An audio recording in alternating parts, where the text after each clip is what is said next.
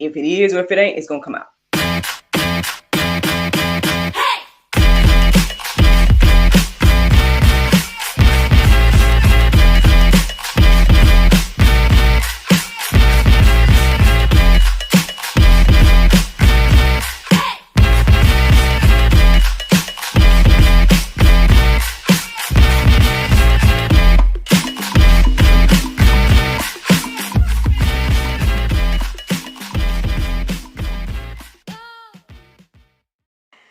Good morning, everybody. It's your girl, Miracle Sims, and you're listening to God, Sex, and Love. Your day little some inspiration and juice. It is January the 30th, January the 30th, 2023, and today the topic is Amazing Grace. Happy Monday, y'all. Happy Monday. I hope that you all had a great weekend. Mine was just fine. For the most part, I chilled on Saturday, but I had a few meaningful conversations, or at least one that I can really think about at the moment, which I'm going to touch on momentarily. But yeah, outside of that, I kind of tried to keep Saturday low-key, to be honest, just because I knew that Sunday had a lot to entail. So for those of you all that follow me on social media, you already know. But for those that don't, long story short, your girl was out there. No, not hustling in the streets. Yesterday, basically, I was presenting my small groups to the Mountain West Church family. So one shout out to Mountain West for allowing yours truly to not only host one group, but two, right? For the first time, right? So that's already, just favor, right? Favor. Shout out to Brother Danny as well. He's been an awesome contact, point of reference, resource, and whatnot. Getting me ready or whatever for this amazing opportunity, right? Amazing opportunity. It was very interesting because I had my own table, so there was, basically trying to tell y'all real quick what happened. Okay, long story short, so basically they called it the small group takeover.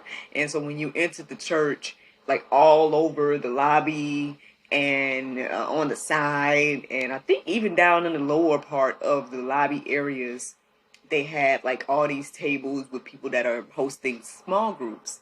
And so yours truly was one of the people, except I had a whole table to myself. They had like tables that would be split, like one person, one group over here, one group over there. But like I said, I'm hosting two groups, so both of my groups is at my table. I talked to quite a few people yesterday, y'all. I talked to quite a few people. I would say people seem to be very interested in the children's group, so that's good. I'm glad that that's piquing people's interest, even the kids. I had some little flask sitting there with the little colored water and whatnot, and of course they was asking me questions about it and stuff. I brought my books as point of reference as well.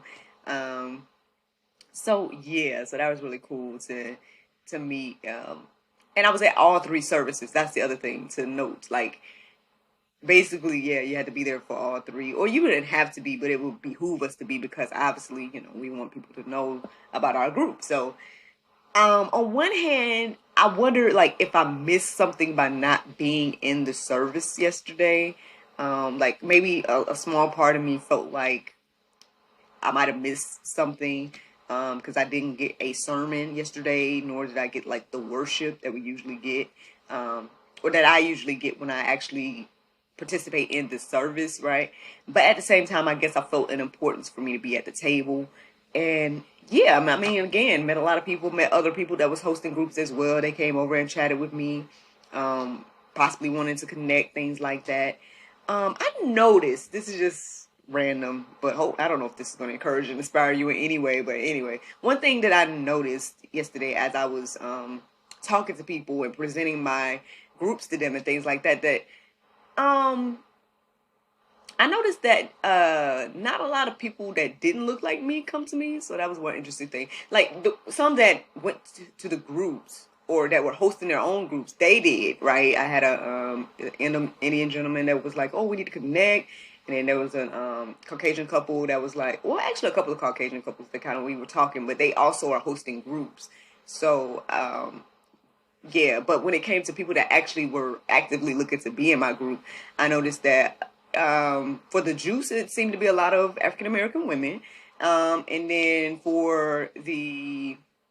um, for the kids group, I feel like it was a lot of African American families, which is cool. You know, I don't have anybody that wants to be in it, great. You know, but it is a diverse congregation. So I don't know. Like, I don't know. I mean, maybe they were busy looking at everybody else's group. I don't know. But that's just something I noticed yesterday. Also, I noticed a couple of conversations that I had with men. I noticed I wasn't getting many men coming to the table to be like, hey, you know, other than with their kids. Like, they came with, like, the people in regards to kids, but they didn't come about the juice. And so that's something I noticed as well. I'm like, juice is for everybody. Like, you know, I mean, the one guy that I did talk to, I was telling him about the whole process about like, yeah, daily Bible study, right? And he was like, every day. And I'm like, yeah, you know, I think that's the reason I'm doing this as well, because it's like to show us all that, hey man, we can do this. Like, don't get discouraged. Like, if this group can cheer each other on and stuff like that, by all means. So I'm excited for those that did come to the table. I'm excited because I think for the juice, I'm gonna tell y'all get a little behind the scenes. This is what I'm thinking about doing for the first session. I want to meet up for brunch. That's what I'm thinking. Like, have whoever wants to come to the juice and be a part of the juice group. Let's meet up for brunch. I want to give them the journal, and just do a meet and greet first, and then we'll start like, you know, the actual how's your process going, da da da da, Zoom meetings. That's what I'm thinking. Y'all can let me know what y'all think about that. Y'all want to meet me for brunch? But yeah, so that's what I'm thinking. I came across this really nice place actually last week when I was doing the Uber Eats thing, and it's right over there in Stone Mountain. So I think that'll be a nice place to go. And so I'm excited. I'm excited to say the least. So that's the main thing that happened yesterday. Like I said, I was at all three services. Your girl was pooped afterwards. All of my energy was there in that lobby. But at the same time, I think it was good to connect with people and to, you know what I mean, fellowship for real. Like, I think we say that, right? And we all know that we need to do it. But it's like actually taking the time to do it is just on another level. So I hope that encourages you and inspires you, y'all. We got a fellowship. Like, we got to come together in fellowship with one another. So I'm excited in both groups. I'm excited to do it with the kids, and I'm excited for the juice and this fellowship, I guess, with African American women. Daily Bible study. Hopefully I can cheer them on. So, speaking of daily Bible study, so your girl woke up. What time did I wake up this morning? Like, what time did I wake up? I feel like, oh, okay, so I did wake up like 11:13 last night. Um and then I made a note of it, and then, you know, I went back to sleep. And then I woke up at the sound of my alarm. And the interesting thing this morning, it's like there's a lot of things that was on my mind. I think this stuff about the groups was on my mind. Also a conversation that we had with Grandma Pauline yesterday. That's another thing as well. We, you know, try to spend some time with her and whatnot. She's talking like, I mean, she's where did this thing come from? I feel like it's biblical, but anybody else have ever heard this whole thing about like, oh, you only have 70 years, and then any years beyond 70 is like you on somebody else's time? Y'all ever heard that? Or is that just a southern phrase? I feel like it's in the Bible somewhere. I think they're getting it from something in the Bible, but I didn't look that up this morning, but that was on my mind as well, basically. You know, because she's talking like, oh, I don't know if I'm going to be here for Christmas vibes. I'm like, Grandma Pauline, like, oh my gosh, stop talking. You don't want people to talk like that, you know what I mean? But anyway. So anywho, so that was one thing. And then I was trying to figure out what the Lord wanted me to talk about this morning. That was another thing as well. Like, a few different topics and different things came into my heart and mind. I looked up the Bible verses since around 11:13. Like, while I was listening to the prayer meditation this morning, I know this is gonna be crazy, but I saw like baby's breath flower in my head. So I looked up baby breath as well, which is interesting. It led me to some verses and whatnot. So I was wondering if that was going to be the topic. Some other stuff came into my heart and mind as well. But ultimately, I need to give a shout out to this lady named Ella Fair. I know she's somebody that we're Facebook friends. I don't think we've ever met in person. I don't even know how we became Facebook friends. I just know she's a, beautiful young lady. And I like things that she posts, right? And so today she posted a quote, I guess, from Allison Ayers. I hope I'm saying it right. Aars is the last name. And this is what gave me the inspiration for the chat now, right? So this is what the quote said. It said, when you finally learn that a person's behavior has more to do with their own internal struggle than you learn grace. So basically, y'all, it was after 6 that I saw this quote on social media. And once I saw it, and as soon as I saw it, the Lord had put amazing grace in my heart and mind. And as soon as I started looking up the verses, I was like, that's it. And it's crazy because, again, like I said, my mind was all over the place with all the things I just told y'all about, right? And I was like, well, Lord, what you want to talk about? And stuff like that. And then even that little bit of, you know what, I'm going to tell y'all this, a little bit of probably the enemy, right? Trying to put in my mind, like, how you going to host a small group talking about a daily Bible study? You ain't even got no topic today. You know what I'm saying? Like, that did cross my mind, like a little, was in the back of my mind, and whatnot.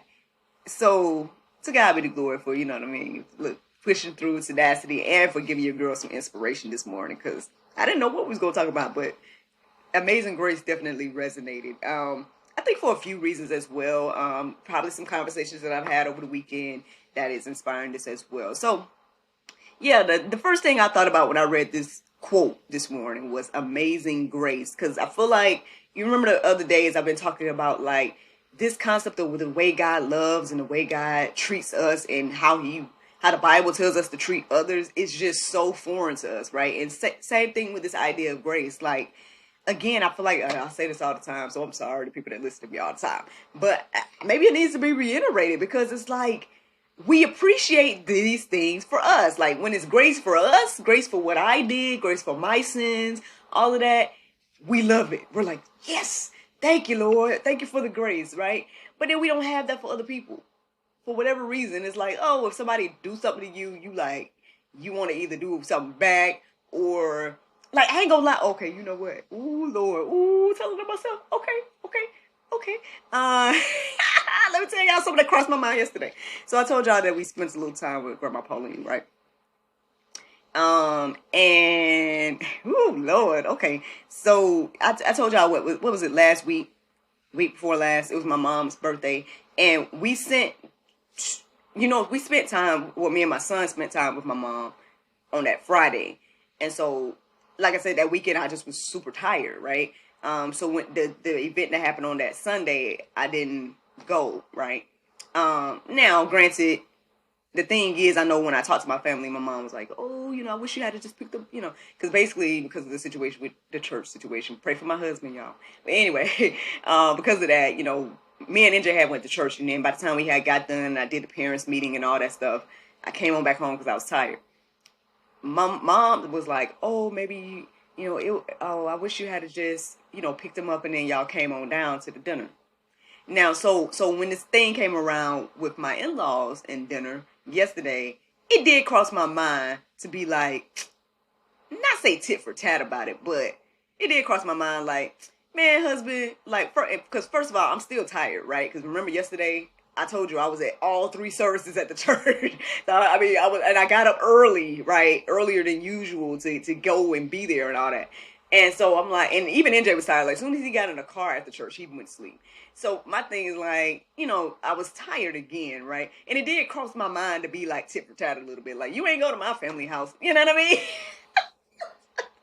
Look, I'm being honest, right? Being honest. It did cross my mind. You see how the enemy tried to get in? But anyway, so I'm sharing this to say, like, it's a human thing, right? And I'm guilty too, right? It crossed your mind to be tit for tat about situations, or be tit for tat about, like, you did this, so, I'm going to do it back, or I got to get some type of justice back, right?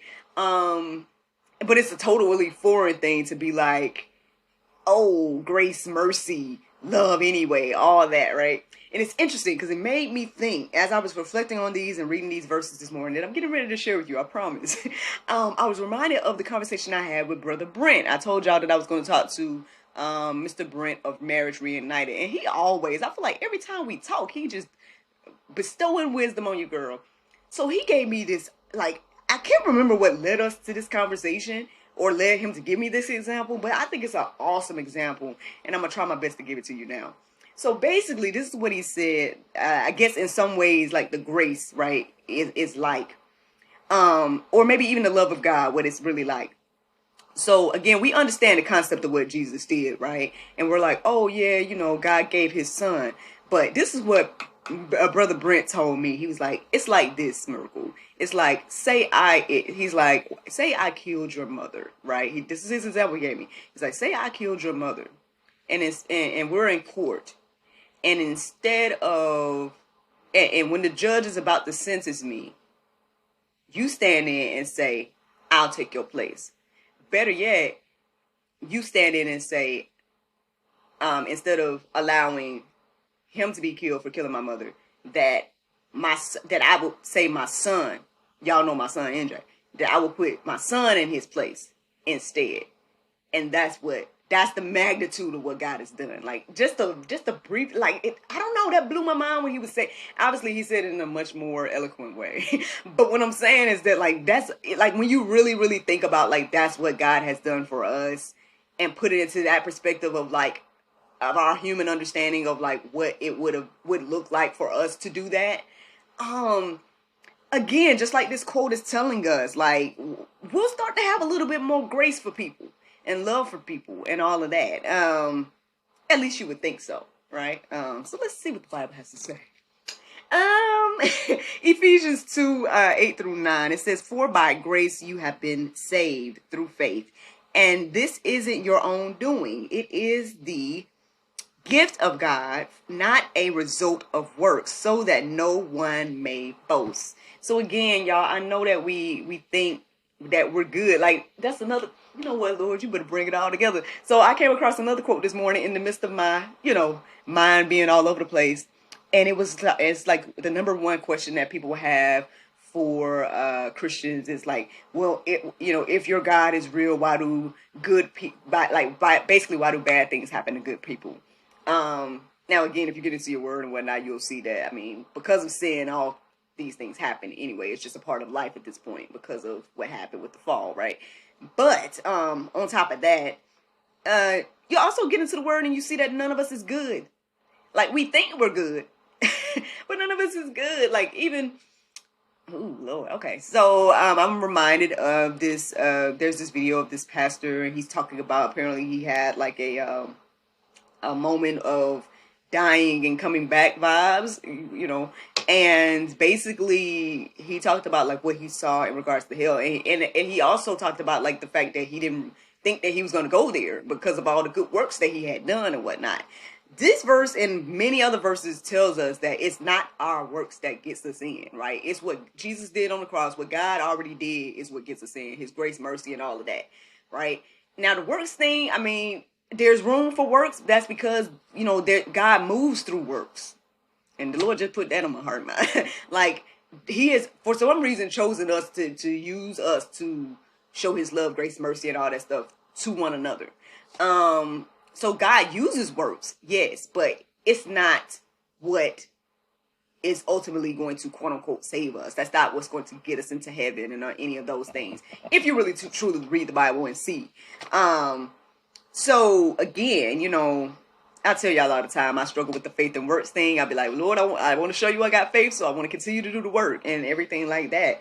And again, there is room for works and stuff like that, but don't think that your works is what's going to save you. Like at the end of the day, it's your belief in Christ, and it's what Christ already did that it saves. So let's keep going, y'all. John 1:16, it says, for from his fullness we have all revealed grace upon grace. Yeah, it's his fullness, y'all. It's him. It's not us. So yeah, again, like, I'll just say it again, y'all. If we can appreciate this for us, we can appreciate what God did for us, then extend that to someone else, right? Isaiah 33:5, it says, but he was pressed for our transgressions. He was crushed for our iniquities. Upon him was the chastisement that brought us peace, and with his wounds we are healed. So again, remember that scenario, y'all. Anytime, again, if somebody does something to you or whatever, or even if you need to kind of humble yourself, right? Think about that scenario that I gave you all earlier of like, if you can't imagine you really giving up your child for somebody that has done wrong, then, you know, I don't know, that example just really blew my mind the other day to think about it in that way. Because I mean, I know we hear all the time, yes, God through Jesus did this, and then we got to understand that, okay, God is Jesus, right, and all that, you know. But again, we definitely, I just think most parents, right, many probably don't even consider this idea of sacrificing their child for anything, right? And then on top of that, we definitely probably very rarely would consider sacrificing ourselves for anything as well, or for someone else, right? And so, yeah, I mean, it's amazing, right? Amazing grace. This is how amazing it is. I know we sing it all the time, we say it all the time and all that, but this is where the amazing part comes from, right? I have, let's see, I think I got like one more verse to share, but I mean, if you look at the Go Deeper section, right, and if you feel like you're in a place where either you need grace or you want to understand this a little bit more or whatever the case is, check out those verses in the Go Deeper section. I think if you read them in a consecutive way, the way I wrote them down in the Go Deeper section, then I think it might speak to you. I think it might be something to encourage you and inspire you. But let's get to this last verse I want to share, and it's Romans 11:6. It says, but if it is by grace, it is no longer on the basis of works. Otherwise, grace would no longer be grace. So again, I mean, at the end of the day, it's all about the grace. Like, yes, works is good, right? You do some work, right, to show your faith. All that's great. But don't think the stuff that you do is what's like going to ultimately save. As well as, again, if you can appreciate grace, then give it, right? I mean, that's the juice, y'all. That is the juice today. I mean, I do have the Bible verse of today to share, and that is Isaiah 41:10. It says, fear though not, for I am with thee. Be not dismayed, for I am thy God. I will strengthen thee, yea, I will help thee, yea, I will uphold thee with the right hand of my righteousness. Friends, I hope you all enjoyed this juice this morning.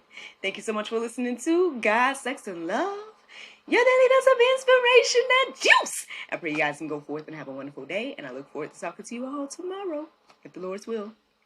Bye-bye.